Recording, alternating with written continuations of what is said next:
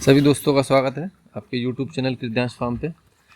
तो दोस्तों, आज हम लोग जो विषय के बारे में बात करने वाले हैं वो बहुत ही एक कह सकते हैं डेयरी का मुख्य विषय है, जिसके बिना जिसमें आपने थोड़ी भी मेंटेनेंस में कमी करी तो आपकी डेयरी फेलियर की तरफ जाएगी।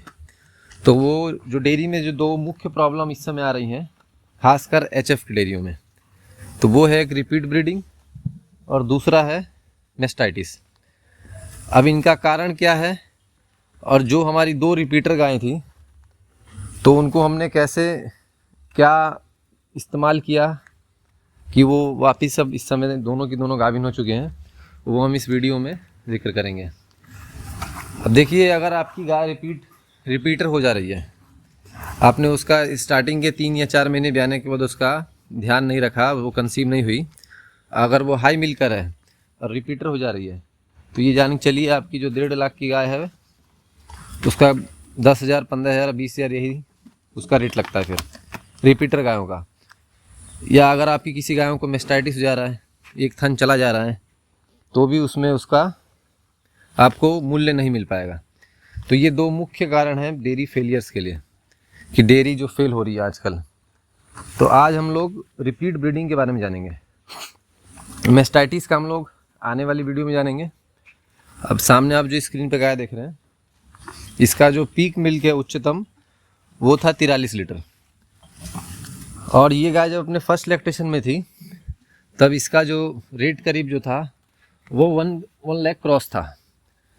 अब देखिए, जो मैंने आपसे ही बात करी कि मेस्टाइटिस बड़ी बड़ी डेयरियों को फिल कर देता है, तो इसका एक ये थन आप देख सकते हैं ये खराब है। और ये 1 लाख पार की गाय, इसको हम लोग लाए थे 15,000 में। अब इसमें दोनों प्रॉब्लम था, पहला तो एक थन खराब और दूसरा ये रिपीटर गाय थी। अब ये गाय हमारे वहाँ आई, इसके बाद हमने इसको कम से कम 6 से लेकर 7 बार इंसेमिनेशन किया, लेकिन ये कंसीव नहीं हुई। तो एक गाय ये देख सकते हैं, इसका भी BCS बहुत डाउन था और ये भी रिपीटर ही थी। फिलहाल में ये दोनों इस समय कंसीव हैं।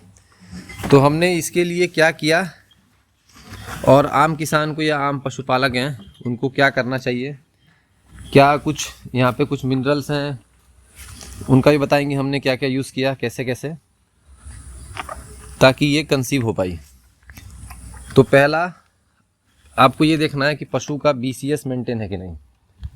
अगर उसका बॉडी स्कोर कम है, शरीर से वो डाउन है, तो भी एक ये मुख्य कारण है रिपीटर का। दूसरा, यूट्रस उसका कैसा है, यूट्रस में उसके ईस्ट नहीं ना बना हुआ है, किसी प्रकार की गांठ नहीं ना है। अगर ये दो कारण आपकी गाय में नहीं है तो जो हम आगे आपसे शेयर कर रहे हैं, तो अगर आपने ये इस्तेमाल किया तो इसका आपको 100% रिज़ल्ट मिलेगा।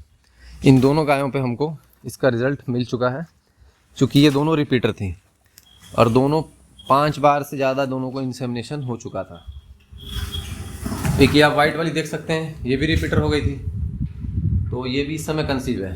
तो चलिए आप लोगों को दिखाते हैं हम लोगों ने क्या किया कि ये दोनों गायें आप कंसीव हो चुकी हैं। जो ये देख सकते हैं ये अभी 6 महीने की है प्रेग्नेंट, और चेक पास है 6 मंथ की है, 7वां इसको चल रहा है। और ये भी आपकी 3 मंथ से ऊपर की, अभी ये मिल्किंग पे है। इसको हम लोगों ने ट्राई कर दिया। तो पहला क्या करना है, आपको पशु को अपने संतुलित पशुभार देना है। संतुलित पशुभार देने के बाद दूसरा चीज़ है, आपको अपने पशु को जो भी ला रहे हैं बाहर से, आपको उसका डिवर्मिंग का शेड्यूल पता नहीं होगा, उसने डिवर्मिंग कब की है कब नहीं की है। तो पहले आप उसको लाते ही पहले डिवर्मिंग कीजिए। और जब वो फर्स्ट हीट पे आपके वहाँ आ रही है तो उसमें आप उसको डायरेक्ट इंसेमिनेट ना कराइए।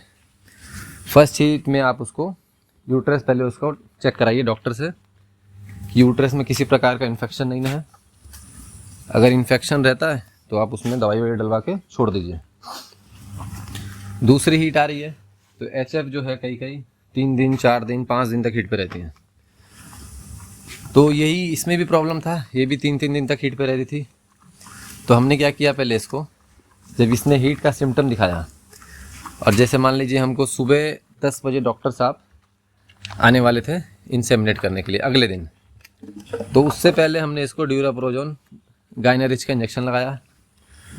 और सीमन पड़ने से पहले ये आप देख सकते हैं, ये ओवलांटा किट है, मैनकाइंड कंपनी का आता है।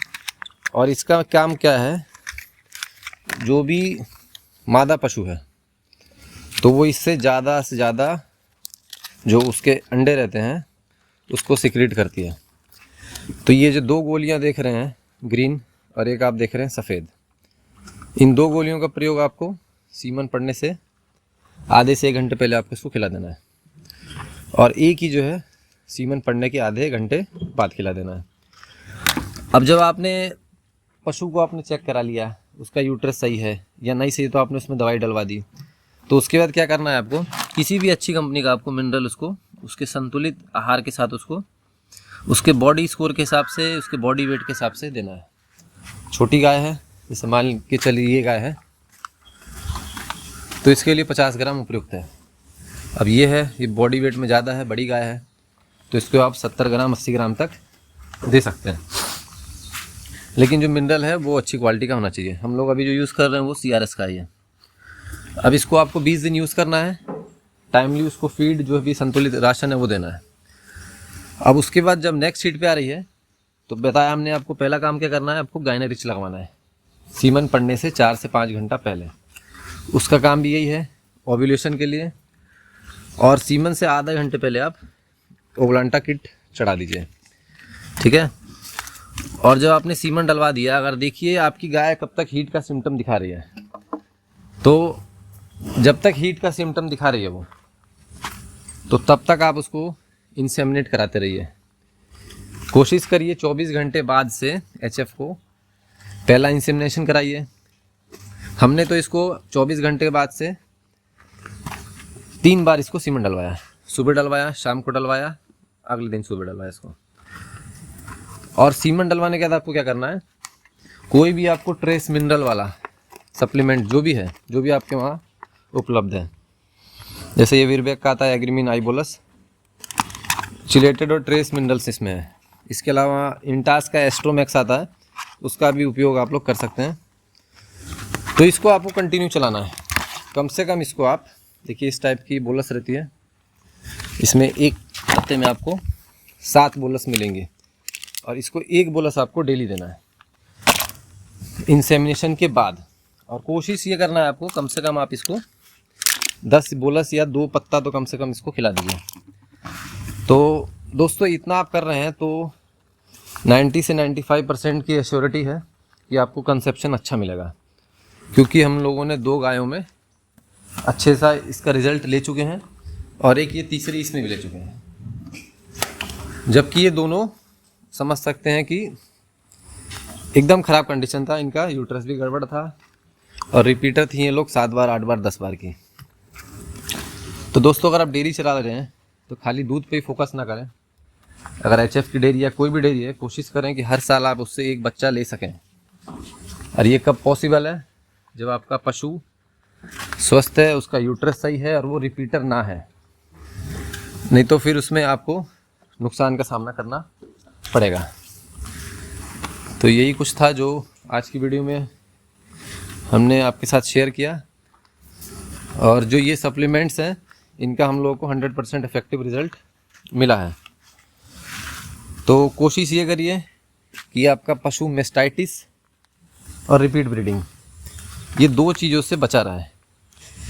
तो आने वाले वीडियोस में, नेक्स्ट वीडियो में हम लोग मेस्टाइटिस का जिक्र करेंगे कि क्या आप कुछ मतलब अपनी तरफ से आप क्या प्रिकॉशंस, क्या सावधानियां ले सकते हैं कि मेस्टाइटिस आपके वहाँ ना हो, और हो रहा है तो आप उसको स्टार्टिंग स्टेज में कैसे पकड़ के और उसको क्योर कर सकते हैं।